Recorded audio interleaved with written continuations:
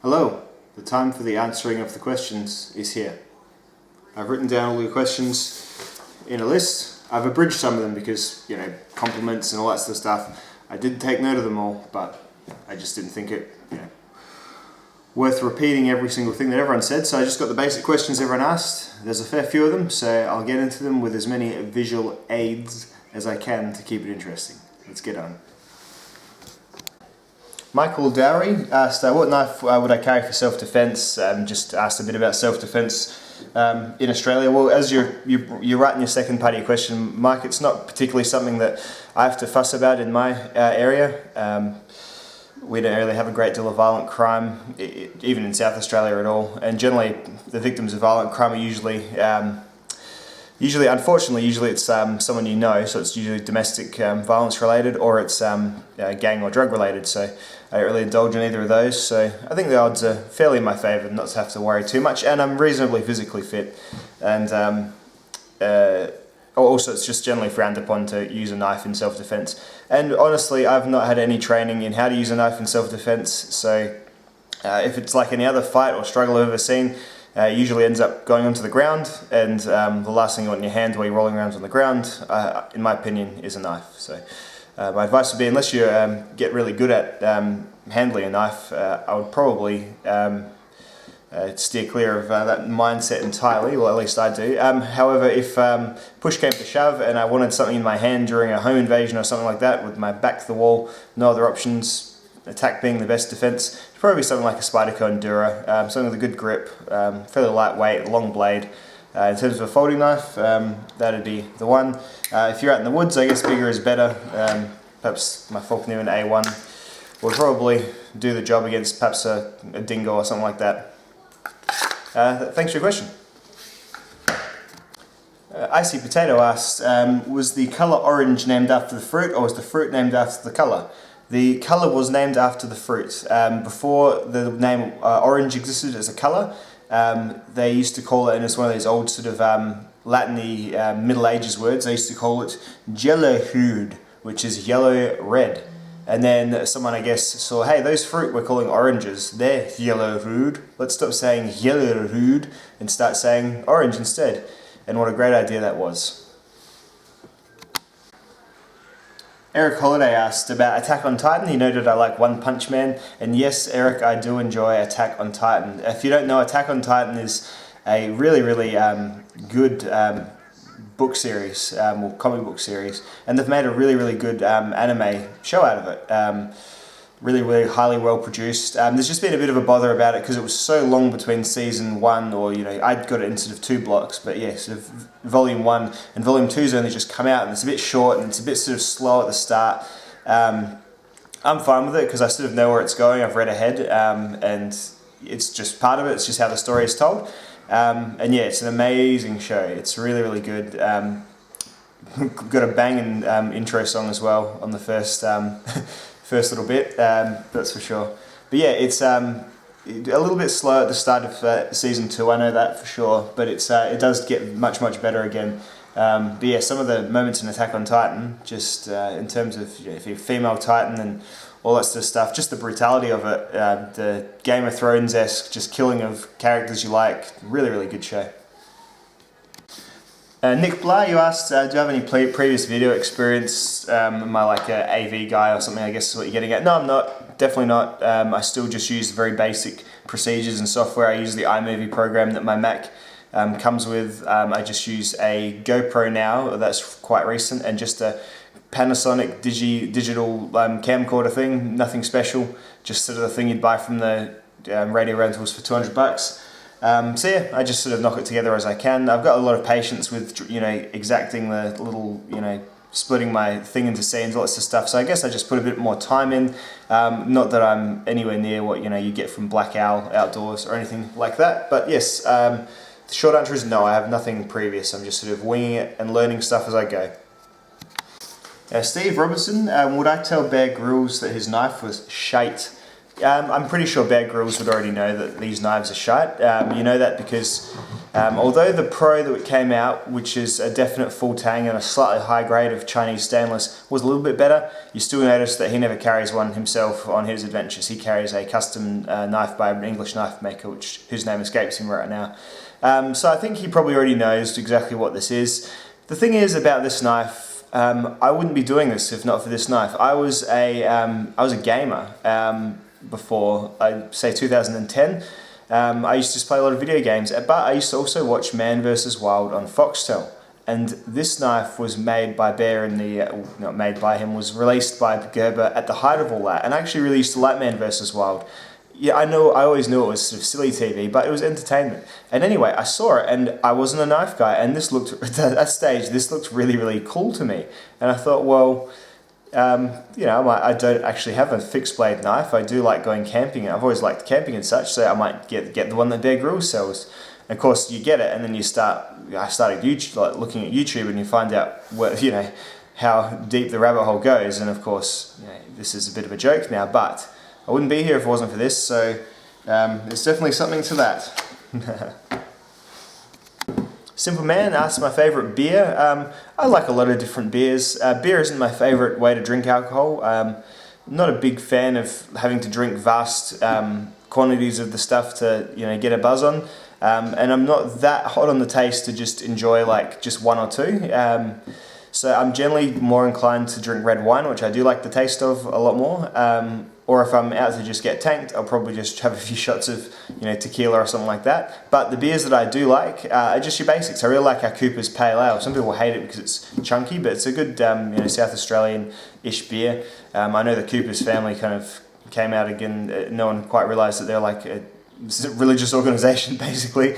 But I don't care about what the companies really, you know, do with their spare time or whatever their message is, because their beer tastes quite nice. As much as that was a bit embarrassing for everyone, all their business with same-sex marriage and such. Anyway, so that was a bit crap, but I do like Cooper's Pale Ale. I like some of your German beers. I like their clearer, crisper beers, like your Stella and stuff like that. There's no beer that I particularly hate. I'll drink stout. It's just, I mean, the really nasty, really low-grade stuff. Even then, once you get going, it all kind of tastes the same to me. So. Now, I'm not a real connoisseur, but I do like beer. I just don't usually prefer to drink it if I'm out, you know, to drink, sort of thing. Catch my drift. The chap with the pretty long username and something so-and-so, he asked what my favourite all-round knife still is, and then he added a caveat of about what you get in a $100-ish blade. 100 Australian dollars, I'd be going with N690, maybe down to VG10, but probably N690. You get a good, decent blade made in that, say a Spyderco Pingo or a Spyderco UK PK, something similar to that. If you're if you're not keen on that, carbon steel is always a great option. So you 1095 steel. I know you have to take a bit more care of it, but nothing wrong with 1095 steel, and you definitely get that in a $100 knife for sure. If you're talking about an American, like if you're in America, mate, I don't know where you're from, but if America, I'd probably go up to S30V. You can get most S30Vs kind of like your entry-level good steel for your $100-ish knives, and S30V lasts way, you know, definitely as long as you ever need it to. So unless you're a real numbers guy, then S30V will do all that you want in your $100 knife. Sponge.me asked if I've seen or heard of XXX knives in Canada. These are XXX knives. They're sort of LT Ridish, blind horse-ish, sort of, they appear like mid-techy, you know, hand-finished at least, bushcraft and outdoor knives. They look really, really nice. I don't have a need for these sorts of knives, and I'm not a massive collector of sort of things that I'm not going to use anymore. I'm just in a bit of a bent of it, but 01 steel for 159 Canadian dollars, you know, 5-inch blade. See, that looks like a really nice trade pattern knife. Yeah, definitely worth a try. If you've heard good things, I guess just check on YouTube and see if they're any good, but they definitely look really, really nice. Yeah, just look very similar to like your other kind of classic design bushcraft knives, skinning knives and that sort of thing. Good prices too, because remember Canadian dollars are about what Australian dollars are, so could definitely be a place to start. Looks like they do free shipping as well, so definitely might be onto something there, old mate. Rodrigo asked, do Grylls knives reveal their ultimate potential when handled by someone with an Australian accent? No, that was because you're probably referring to my 9,999 cuts video where this was revealed to be a secret super steel. Any knife playing with the final boss music from Final Fantasy VIII will all of a sudden cut that many times. That's just a scientific fact. So do try it yourself if you don't believe me. The song is called The Extreme. So look that up, and your knives will just fly through the materials forever, at least until the song finishes. 400-pound gorilla. Just asked about me in general, my life growing up, my favourite childhood memory, my favourite teacher, my schooling background, my travel destination I'd like to go. I had a pretty decent childhood, nothing too much in the way of adversity, no illnesses, no moving all the time because my dad was a grifter or anything like that, nothing crazy. Single parent family, was raised by my dad as the primary caregiver. So I guess that was different back in the 90s. That didn't really happen a great deal. So all the school mums were a bit head scratchy about that. But completely normal childhood really. We did okay. We lived in relative comfort. We lived in a nice area. It was good. Nothing really wrong there at all. Really, I'd have to really grasp at straws to say I had a hard time with too much at all. And that's just, if you're going to live in the West and you're going to have a good time, you may as well at least own it. So there you go. No sense making shit up. I did just fine through childhood. What else? My favourite teacher, a teacher at primary school called Miss Worthington was lovely. A good drama teacher at my high school, Mr. Thomas. Just good teachers because they obviously like teaching and like being around kids and don't get too hung up on the little details and are more about the bigger picture, I guess. That's what makes a good teacher. What else? Schooling background, just primary school, high school, a bit of TAFE, just certificates that relate directly to my job. Certificates in emergency management and things like that. No, I don't have a degree. I've got a couple of advanced diplomas though, so I think that's what they're called anyway. I don't know, you just get them through work as work. Makes me have them, or requires them to move up or whatever. Where are we?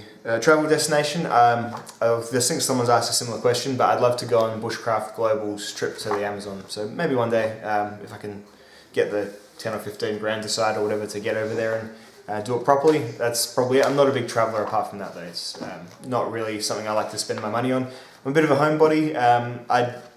Unless I did something amazing, I'd probably end up regretting not having any money left and only having some memories to show for it, which eventually do fade, and some photos that you put on Facebook that no one looks at. So that's just my thoughts. But yeah, I'd love to do the Bushcraft Global thing. That's that question done. Juki5 asks, 5 years, no new gear allowed to be bought, so you have to have a folder, a fixed blade and a multi-tool for that hypothetical. These are the ones I'd have. I'd have a Leatherman rebar. It's just fine. I guess I'd have a super tool maybe as well. So it's just a simple multi-tool that just had your basic stuff in it. You'd just be mainly using the pliers to handle hot things, I'd suggest. And then I would get I'd probably take this folding knife because it's more or less stainless. So that's desert island kind of proof really, I guess. This is the Spidey Chef, really good, highly stainless steel. And then I'd probably take like a big knife like the Falcon A1, or maybe something in a carbon steel, but probably this knife. This you can still strike a ferro rod off the back and do all your firecraft type tasks, except for your actual, you might struggle with that, flint and steel or whatever, but really I'd probably take this knife because I do most of my jobs. Arkansas Bushcraft asked Bark River or LT Wright. Having just dealt with LT Wright a bit more, I do prefer they're both excellent producers of knives. There's nothing wrong. I've never seen a knife from either which has anything really wrong with it. I think LT might be just ahead in value. I think their knives are still a little bit less than Bark River knives, but probably only a little bit now because they have gone up just a tad.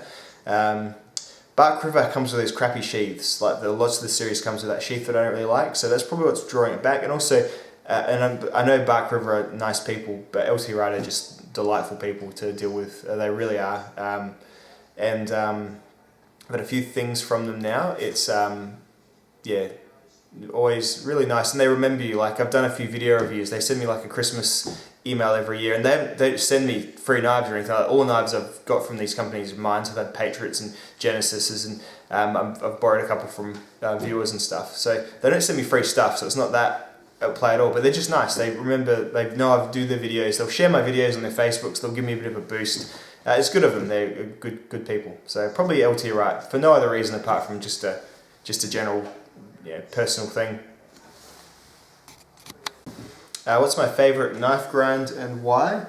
That was asked by Jeremy Elliott. On a fixed blade, I'll divide this into two. On a fixed blade, I love this. I love this flat and then convex grind on the Falcon A1. Excellent outdoor knife grind. Pretty much turns, the knife handles like a really sharp axe. Really good grind for a fixed blade. And then for a folder, I like my full flats, I must say. Kaiser Gemini, full flat ground. Just does, you don't have to worry about, lateral strength. If you want lateral strength, that's when you need to start adding, flats and shoulders and things like that. But just for an everyday carry knife, I'm a full flat ground knife guy, like most people, it seems. I think I saw Kevin Cleary's poll. I think most people are in that sort of mindset as well, probably for good reason. Andrew Writings asks, what knife will I always have in my collection and why? The Benchmade 940 is my favourite knife. I think I'll always have one of this pattern. If I was to lose this one or get rid of it, I might get one in the S90V steel.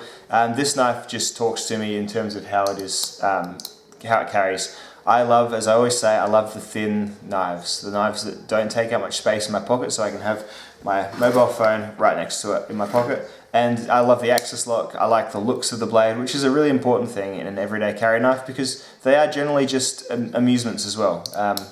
Regardless of what we like to think of ourselves, really the knives are for taking out and admiring and playing with, and this has got that covered in spades as well. I think if I was to lose this knife, I probably wouldn't say, like when I lost my paramilitary too, I eventually ended up replacing it, but it wasn't a massive deal. This one I'd probably feel pretty compelled to replace it pretty much straight away.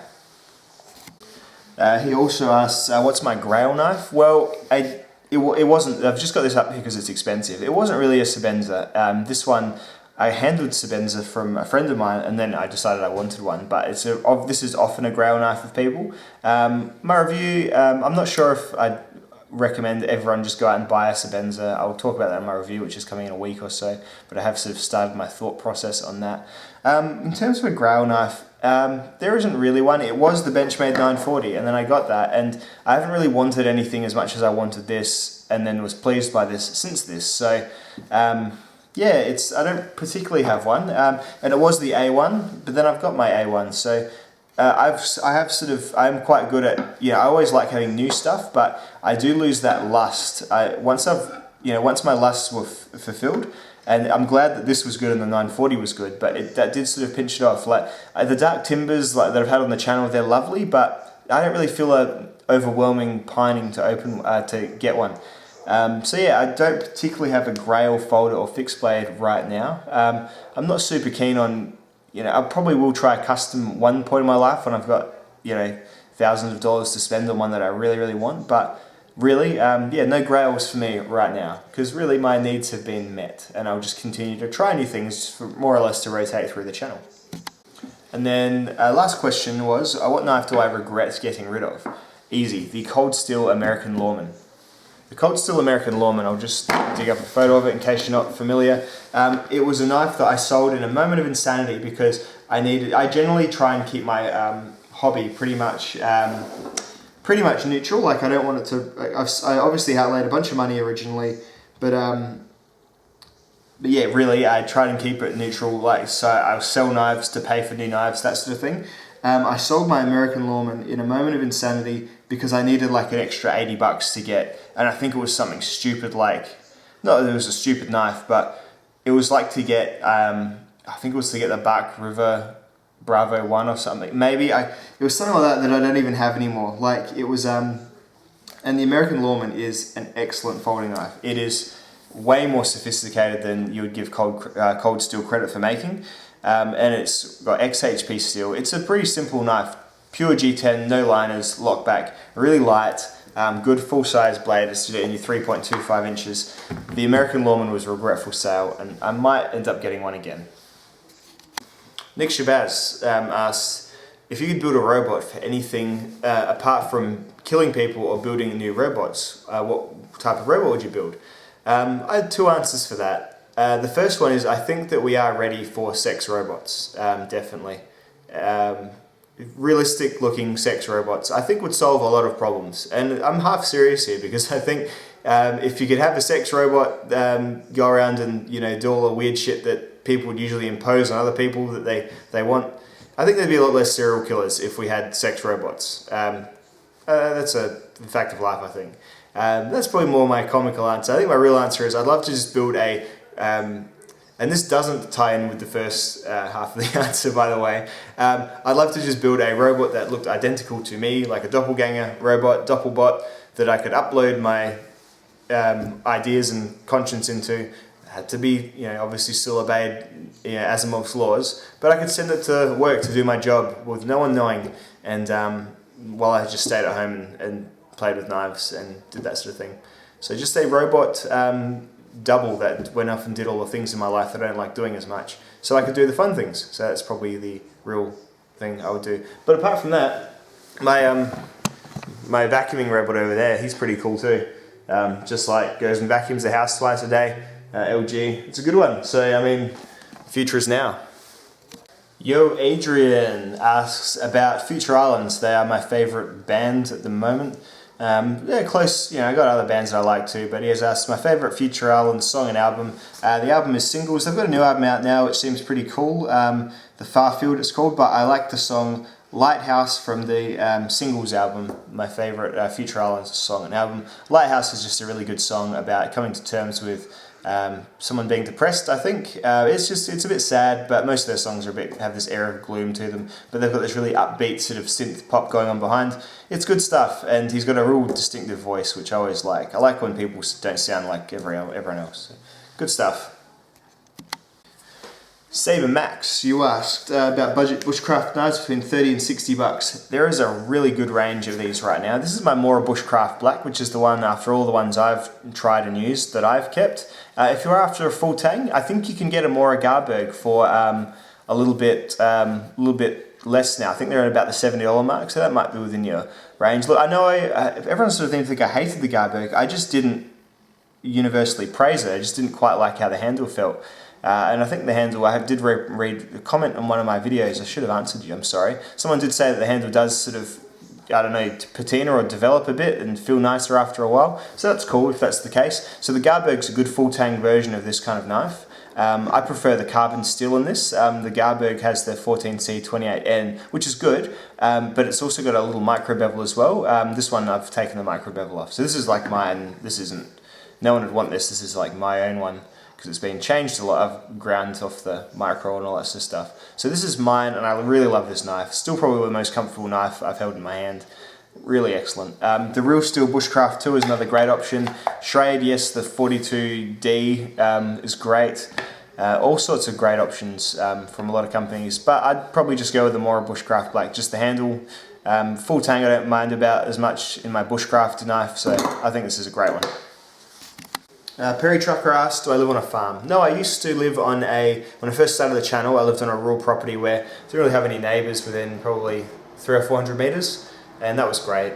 We had to move because we had a second kid, and the house just didn't have the space, and it was an old sort of cottagey kind of place, and if you've ever lived in a place like that, there's always something going wrong. So it was great for me to experience like the responsibilities of owning a house, but when you got like 2 kids under 2, turning your tap on in the morning and brown stuff coming out because one of the pipes has exploded. That's a 300-meter long pipe to the nearest water pump. You have to find the leak along that by digging a 2-meter hole every 5 meters for 300 meters. That sort of stuff. We ended up moving back. It was good. There was like a first little experiment as like a young couple buying a house. I think we spent like 160 grand on the whole house and land.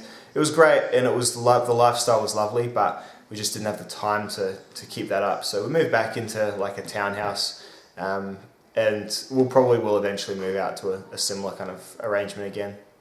But yeah, no farm. I've never been a farmer or anything like that. I'll always grow things. I do like to grow vegetables and stuff, but never quite a farm. Get that far. It's just not for me. Annette Smith, you asked about the best budget knives that are available in Australia. Without a doubt, I would go to Blades of Oz and look at his selection of Rook knives or Reek knives or whatever they're called. They're excellent. They're all about under 50 bucks, and the folders are super slim and they flip really well, and they're worth, you know, a lot more than you actually pay for them. In terms of fixed blades, Real Steel and Rook have a couple of really good fixed blades. Straight, you're going to be buying Chinese for that sort of price. Generally, although Buck have a couple of really good lower priced fixed blades in 420HC. The Buck Caper, for example, is a great little knife. You pay about $35 for a US made 420HC. Leatherman Crater series of knives, nothing wrong with them. They're 420HC and they're just fine, very simple. I had a Crater C33 for a long time, and it did me really well. It was a good knife. Just had a bit of an ugly pocket clip. That's all I can really remember about it. But good stuff. Fixed blades, yeah, the Gerber Strong Arm is always a great recommendation too. You get a lot more from that knife than the $80 you pay for it, for certain. Swanson, you've asked my general thoughts on Australian knife laws. As is probably expected, I think they're a little bit strict. I think they assume that everyone's going to do the wrong thing with their knives before letting them do it. I'm a firm believer in giving people the opportunity to make a mistake, and I know that sometimes that mistake can be costly when it is a case of a retard, you know, getting, no, it's a bad word, like a mong or a wanker or just a crazy dickhead getting hold of a knife and doing some damage. But yeah, I would say at least, someone suggested as well before, if you're able to have a firearms license, then you should be able to, that's kind of society saying, hey, we kind of vouch for this person, they're not completely fucking deranged. So I think in that case, you should just be able to carry a pocket knife as well. I'm all for a licensing system. I would happily go and pay $70, register myself, sit a test where you answer questions like, you know, what would you do if someone was yelling at you and their answers were, you know, stab them, ignore them, run away, and if you chose stab them and you didn't get your license, you know, I'd be happy to sit that kind of test.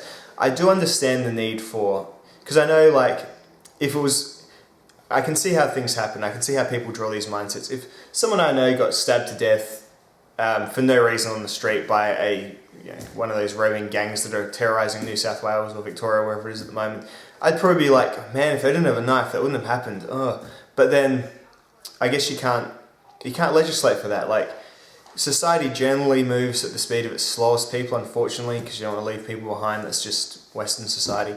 But yeah, I just think there could be a little bit more. You give people a chance, so make them do something. Don't just have. I'm not expecting everyone to be encouraged to have a pocket knife or encouraged to carry a knife every day. I'm never expecting that to happen, but I think you should be able to at least put your hand up and say, hey, if I do this, I want to let me carry a pocket knife. And you know what? If I fuck up, say if I turn out to be like, even just like my character is flawed, so say I'm a chronic alcoholic who I'm always drinking and driving and all that sort of stuff, yeah, take it away. Just let the firearms work now. If you have a firearms license and then you turn out to be nuts, like if your doctor says, whoa, this guy's fucking crazy, he can't have a firearm anymore, they take your firearms away, and that's fine. Like, there's the people you don't want to have firearms don't have firearms, and the people you don't mind have them. So I think knives would be a great approach from a similar perspective, at least. You're never going to get blanket, you know, we don't have that right to defend ourselves that Americans have, so we're just always going to have to work back and look at it from a utility point of view, which I think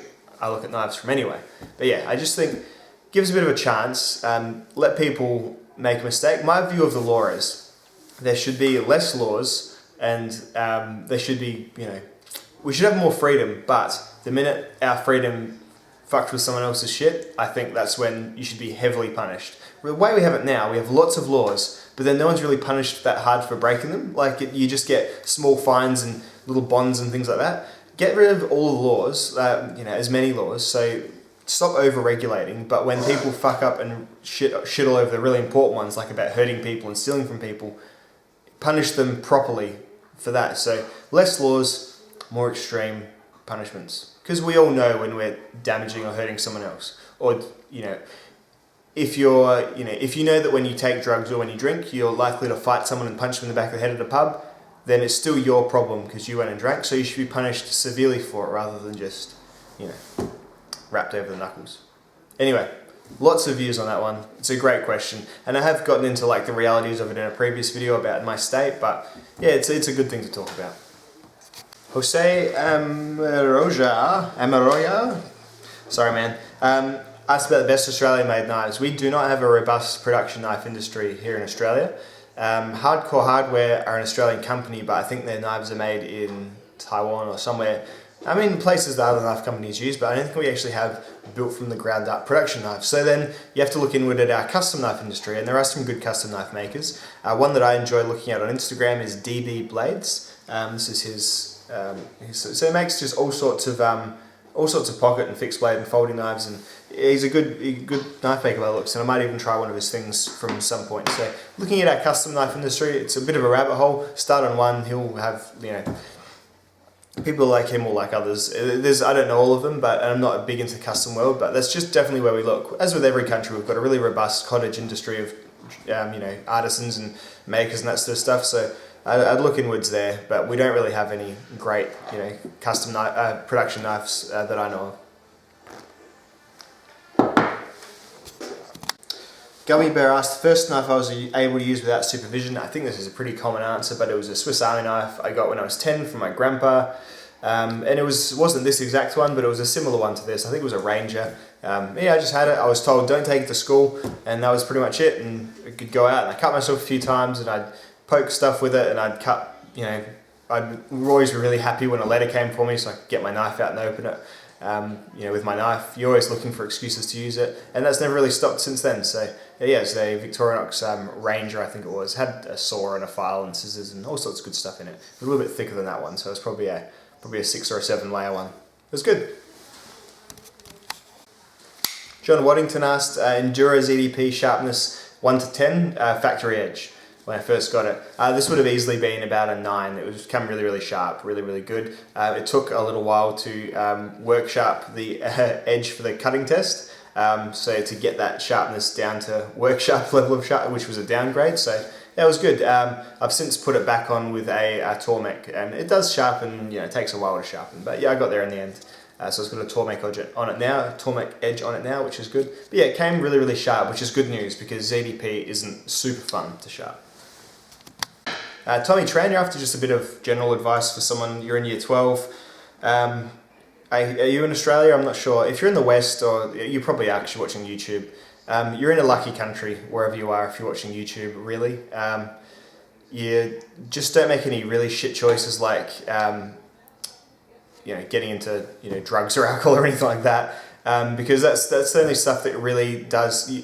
Australia and most of the Western countries do a lot to help you get where you need to go, and as long as you use that help, which will be in the guise of career counselling and school counselling and job prospects and that sort of stuff. If you're not sure what you want to do, you've got enough time and you've got enough flexibility really to try. So I know we don't have the best sort of new start and all that sort of stuff, but if you've got parents that are supporting you as well, then just use a few years to figure out what you want to do. Don't rush into anything, don't stress. If you do know what you want to do, then you're really lucky, and just do it, and do the hard work. Just pack it into 3 shit years and get it done.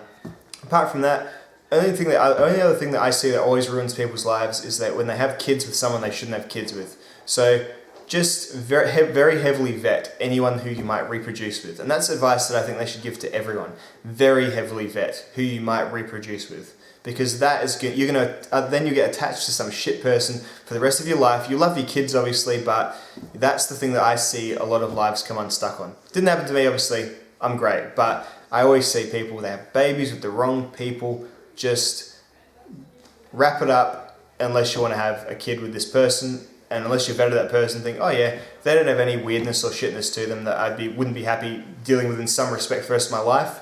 Then just approach that with caution, because that's the only other mistake you can really make that can properly fuck shit up. And there's the second question from Tommy was about North Korea and what I think about all of that business.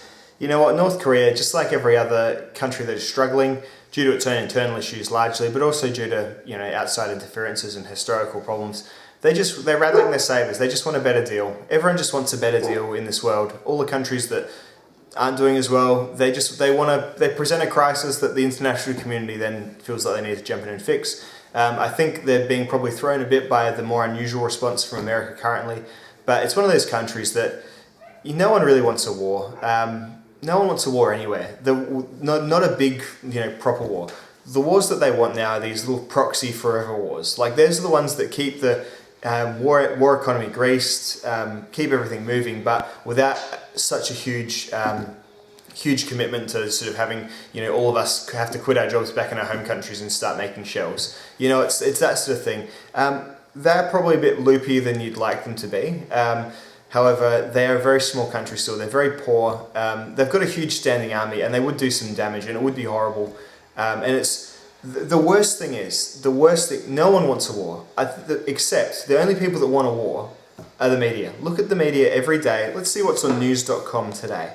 Right, so news.com are they're our sort of gutter journalism. So look, on the first page, the second story is 10 minutes before the nuclear attack, Japan will have just 10 minutes to warn its citizens of a nuclear, obviously going into nuclear holocaust. I'm not going to click the article because that is who wants the war. That is exactly who is pushing for this, mostly. That and the interests of the news media, they're the ones that want us to, they're gradually trying to make us have this mindset where we'll be okay with it becoming a war if it was to become a war. They're just, every day they're just bombarding us with little bits and pieces here and there, trying to make us okay with just, and you have to remember, any war, so say if we were just to fix North Korea, and it would involve us killing millions of North Korean soldiers, and there's still millions of humans that have grown up, were born as little babies, grown up to lived lives just in a different country, obviously, but they were born as little babies, couldn't help where they were born, just like you couldn't help where you were born, grew up, did the best they could with what they had, and now they're in the army because they need to eat, and it involves us killing them. And, they're trying to make us okay with that just by inferring that there's going to be nuclear holocaust and lots of stuff. That's the real enemy. Fuck the news media. They're dreadful, and it's embarrassing. Actually look at, when you look at the news, just try and think, why are they presenting me with this story? That's not news.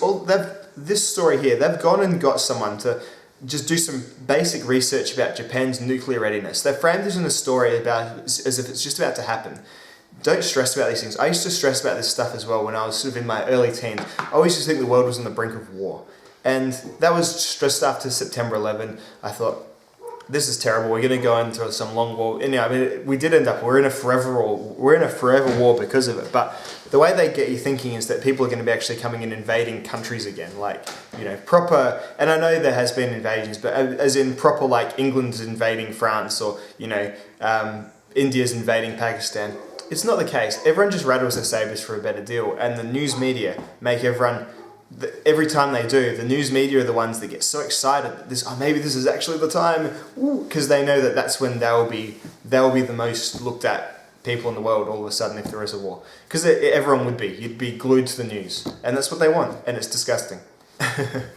In a slight change of pace, Nelson, lovely guy, asks, knife that best describes my cock, and then to rape a tree with it, because I did a bit of tree penetration during a couple of my video reviews by the river a while back.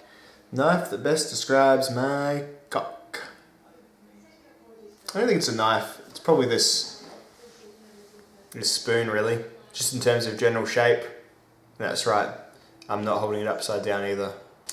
Ronnie Durbin, you asked, where do I sell my knives when I'm doing my big cycle through? Generally just on eBay. I'll usually, if you follow me on the Facebook page for this channel, Cedric and Ada Gear and Outdoors, I'll usually put a link to my eBay when I've got something selling. So if you are interested in this stuff, probably at the end of a selling phase now, but you never know when the next one's going to start cycling through again. So keep an eye on that. Milpar Hemi, you asked 3 questions. Folding knife I would use for backup survival. It would be probably the ZDP Endura, or something similar. Probably maybe even just a standard stainless Endura, just so you don't have to worry as much about the steel rusting. But yeah, something just simple like a back lock, strong enough lock, maybe even the American Lawman if I had one. Something similar to that would just be, just a fine survival type knife, I guess. Yeah, nothing too fiddly, nothing with ball bearings, nothing that's going to get... so you just want a pretty standard washer knife. I mean, Chris Reeves Sebenza is one of the most robust folding knives I've handled in a long, long time. You'd be ridiculous to use this in a survival situation, but you know what, if you had to, it'd probably do just fine. Next question was, am I going to retest S35VN with this Sebenza? Yes, I will. I'll do that very soon. I'm just waiting for the edge to go down a little bit just through daily use so that I don't feel too terrible ruining it with a work sharp edge, which I'll then obviously take off and put a normal edge back on.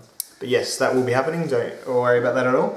And what's the level of sharpness that gets me stopping, like gets me satisfied? I'm pretty partial to just the classic, pops a couple of hairs off my arm and it's done. I don't need to slice foam book paper or anything like that. And that's because that's the edge that I can easily get myself. So it's one on my Tormek, because I don't quite have the whetstone for it, I can get just a good probably 85 to 90% as sharp as like the super micron paste KME sharpener guys out there. So that's about as good as I am ever needing. As long as it cuts my dog food bag when I go to open the dog food, that's what I'm happy with. Aaron Rowe has a bunch of questions. The Benchmade Freak or the 940? The 940 all day. The Freak is new. I think it's got a rubbery coating, which I don't like in my pocket, the rubberized coatings. I like my knives to be fairly smooth in and out of my pocket. And I think the 940 is like a classic design. The Freak's a bit more of a, I think it's actually one of those H&K designs that they were using before. And they've just kind of rebranded it as Benchmade. I think, I might be wrong. But yeah, just the rubberiness. I think it looks a bit like a Griptilian, but not as good as a Griptilian. So probably not for me, that one. The best budget bush or outdoor knife, I think I sort of covered this already, but yeah, the Mora Bushcraft Black is great, the Real Steel Bushcraft 2 is great, and then just stuff like the Schrade, those Schrade knives, SGHF 52, 52D, really good stuff, can't go wrong. Gerber Strong Arm again, really good US made knife, 420HC is about as good as I ever need for a outdoors knife, so good stuff there. Knife I would get with unlimited money. I would probably get a Peter Ascenti custom. I'd probably get a Ray Laconico custom Gemini. Jasmine. Nothing too much. I'm happy with what I've got at the moment. I'm happy generally with my Sebenza. I got it for, this was $550, but I was happy before, and I probably still like my Benchmade more than it. So. Interesting. Money's not a massive factor, it's design. So when I see a good design, I do just kind of want that. What brand are my glasses? These are, so this is the thing about me, I do spend a bit of money on knives, but everything else I am quite humble with. So these are old glasses, they don't even have a brand on them, I don't think. These are just like when you go to the glasses shop and they're like, oh, choose some frames, and I'm like, oh, I'll get these because they're cheap and they don't look terrible. And I think I liked the white trim in the arms. But yeah, these are smashed, no brands really. Am I going to do more Gerber tests, as he bought loads of survival knives from Gerber after my April test? Maybe next April, I would say there might be more Gerber tests. But then if I get new Gerber knives, there are a couple of folding knives I'm looking at. I don't hate Gerber, I actually really like their American stuff. So there probably will be more Gerber knife tests from their proper stuff. But you never know, every April or so I might wheel out the Chinese stuff to really put through the ringer. Gavin Redegas, how far can I go into my work? Not really far, I'm sorry mate. They just have a no social media policy, like they don't like us talking about, and me then using like what I do to add sort of any sort of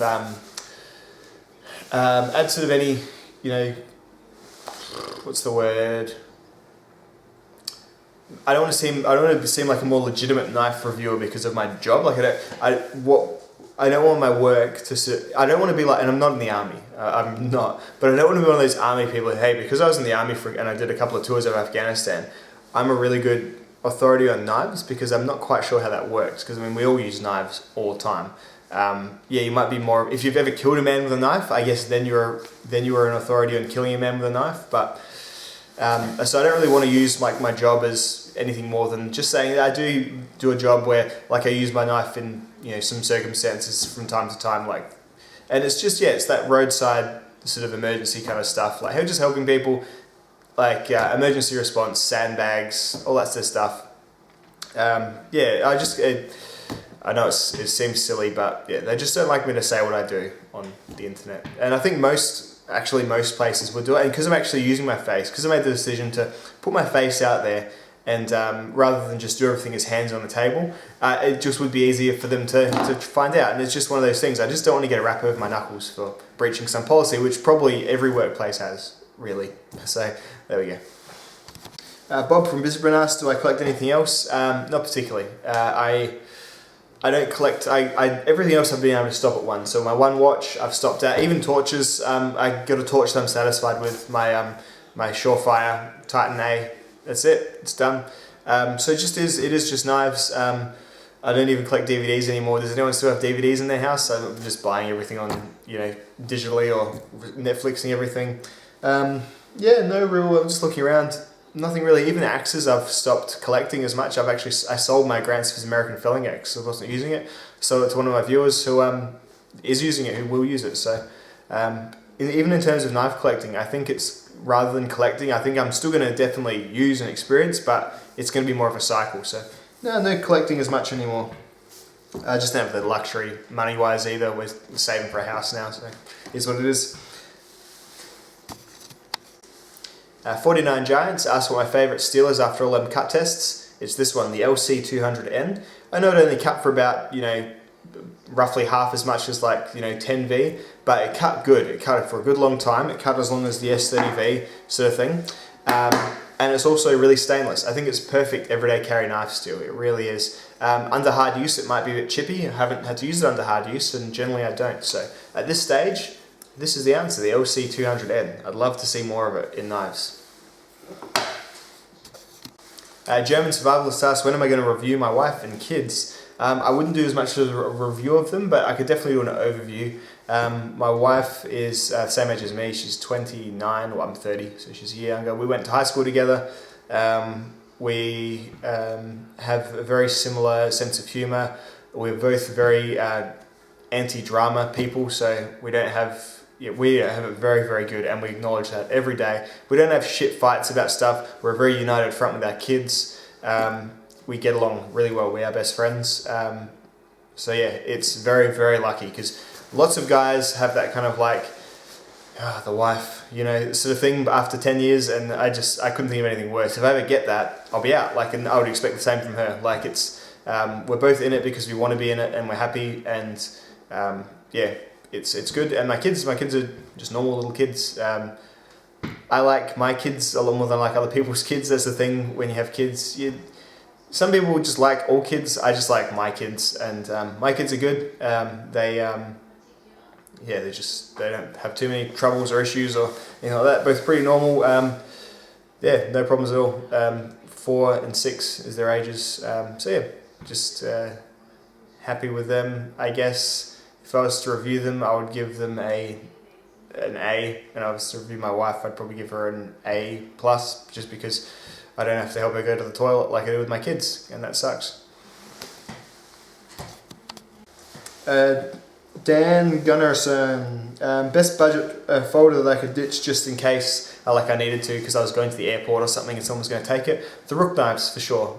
They're great flipper, everyday carry, folder type knives. Really, really good steel for the money, great for $50. If I was the purely practical knife person, I'd probably just get 5 Rook 801Ps, which is that one I've done a few videos down. I think the title was the best value knife ever or something. I just get a bunch of them and have them all over the place because they're excellent. Spirit Blade, if Bear Grylls had an exclusive club that I had to drink my piss to join, would I? Probably not. I think Bear he seems like a nice person, but he's sort of lost his luster a little bit, just slightly. He's become a bit of a joke in the knife world because of the knives that are associated with him. But then, hey, it could always be worse. You could be, who was that with those Camillus knives? Les Stroud. You could always be Les Stroud with his Camillus knives. Yikes. Those were horrible. So yeah, but I wouldn't be in Bear Grylls' club. I'd probably, I wouldn't mind having a beer with the guy and talking to him about scouting and stuff, because he does have some good interest, but he's a bit he's really religious. I've read his biography and he's really religious, and he seems to really talk about it a lot, and so I do wonder if he'd talk about that in his club all the time as well, if his club might actually just be a church, so wouldn't probably get along too well with that. Not that I can stomach it, but I certainly wouldn't seek any extra of it out in my life because I don't have it. Alrighty, Tom Nardelli, you've asked favourite folding and fixed blades at any price. It's the Benchmade 940 is my favourite folder, and the Falcon A1 is my favourite fixed. closely followed by the S and the F1. I love these Falkniven knives. If you can afford them, they really are something to behold. But this one is great, really good fun, big knife. And this is just an excellent folding knife. It just has all the things that I like. Some people hate it, and I completely understand why, but it just talks to me. I like its design, I like everything about it. Great knife. Chad Gearing, you asked about the Coriolis effect. When I flushed my Boca Vox rolled money down the toilet, which way did it spin?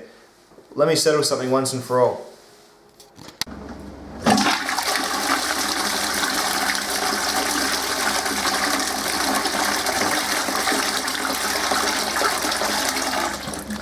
As you can see, our toilets just kind of go and don't really spin at all. So when I flushed my Boca of money down the toilet, it just kind of went straight down. It was very sad. Killer Deegan, long time viewer and commenter. I do appreciate all you long time viewers and commenters very much. He asked, my favourite colour. My favourite colour is red. I like red things very much. He asked, will I give him the hardcore hardware folder that he's been begging to send me or bugging them to send me? Yeah, man, sure. If Hardcore Hardware send me a folder on your insistence, then yes, I'll review it and send it to you free of charge. Absolutely. Because I have a bit of a dialogue with them after I view them. I haven't heard from them in a while, but I think they're just busy. I'm not sure if they know when those knives are coming out just yet either. So we'll see what happens. If they do, then yeah, man, absolutely. You've got video evidence of it. I'll send it straight to you. And just as if any of you get some company to send me something, if they send it and say, oh hey, we sent this to you because your viewer, asked us to, yeah, I'll send it to you, that's fine. I'm not in this to make, acquisitions of stuff. Absolutely not. Sure. And last question was, what's a quick, easy job to get to raise quick cash? I don't know, I think the Uber thing might have died off a bit, I think. But I think Uber was actually not too bad a way of making some extra cash, as long as you're happy to be up at night and stuff. Do an Uber thing, as long as your car's alright, I guess. Up here we get lots of people just do fruit picking, because it's kind of like a regional fruit picking kind of area. And you make, it's one of those jobs, if you just work heaps hard, you make a fair bit of cash. It's all good. Apart from that, as I always my dad always used to say, our family used to say, you can always drive the bus. You can always be a bus driver. No problems with that at all. Apart from that, just go for something with night shift and something with penalty rates on night shift and just give up your nights, make your money that way. That's what I would do if I had to quickly raise money. I'd just work a whole bunch of night shifts and get my money that way. Tristan Heath asks about memes. Do I like any? This guy just gets me. The guy with his weird half crying, half smiling face. The old guy meme. I like him.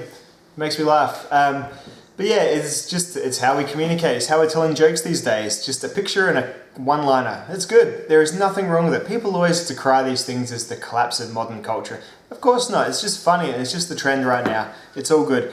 I also love Harry Chronic Jr.'s Bag Raiders trilogy of videos as well. With that song. You know the song? Let's find it.